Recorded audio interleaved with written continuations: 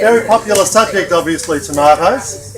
Really, really popular. In fact, the Solanaceae family is one of the most popular groups of vegetables and commonly grown plants in the world. I don't know how many kilos of tomatoes that are produced worldwide, but it's a hell of a lot. And the original tomato that we all love is the Solanaceae, which is the same family as what? The peppers and the potatoes and all those capsicums. So it's an enormously beneficial group of plants that are very, very much heavily relied upon for our basic sustenance. Now, all the tomatoes we typically get that we grow are from one particular group.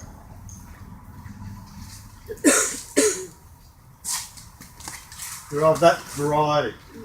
That's your normal, that's the common grown tomatoes, that's what they are. They're Solanaceae that. Alright? I'm not even going to try and pronounce it. They all come from South America.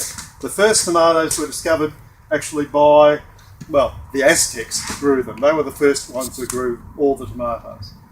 The original tomatoes were more like a beefsteak tomato. There were lots of different cultivars, but the original ones that were actually introduced into Spain and into Europe were of the beefsteak type. So, does anybody know what a beefsteak tomato is? It's sort of a big, rather ugly looking thing like that, with a bit of a centre. It typically has some claws like that. You've probably seen those. That's what they call a beefsteak type.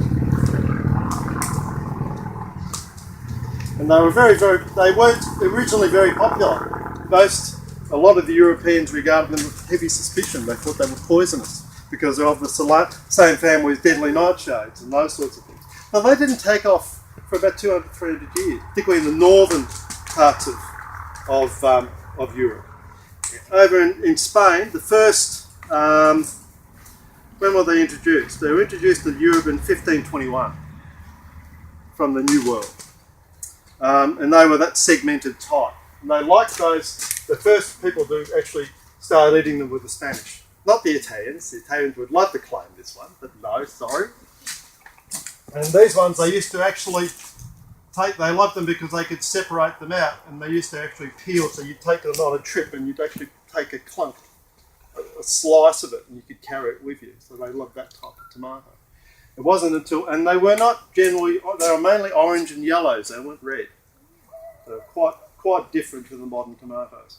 And they used to ripen unevenly. They'd be red here and yellow and then green down the bottom. They didn't actually have that ripening ability of a modern tomato. That wasn't bred until much, much later, and I'll go into that.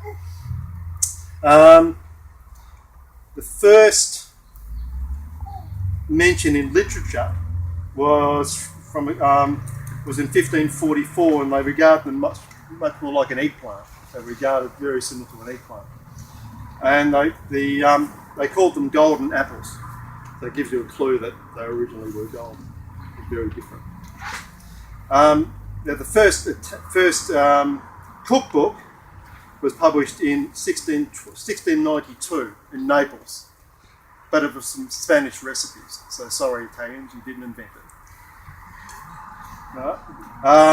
And then the next people that really fell in love with them were French. The French people loved them. They called them love apples. They're really, really popular. So it took a long time to actually get going before we got the modern tomato. Now there's lots of other varieties of tomato. There's actually 14 different species of tomato. Some of them are quite rare, and we're only just starting to get used to them. A lot of them come from that, they all come from that part of the world, and a lot of them, 2 varieties actually come from the Galapagos Islands. And they're these ones.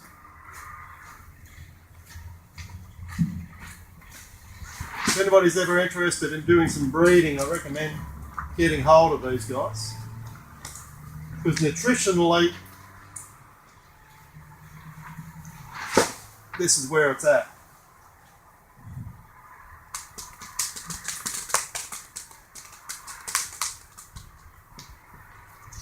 Particularly that one.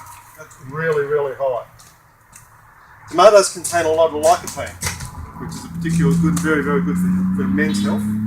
Very high concentrations of it. In the breeding of tomatoes to get to our modern tomato, though, we've lost a hell of a lot of it. The Americans started breeding it back in the 1800s, and they wanted to get an even ripening tomato that would suit standards and suit, well, ultimately supermarkets and things like that. And they started breeding them to produce a more even variety. They produced one that was called Paragon in 1879, and that was a very simple form like that.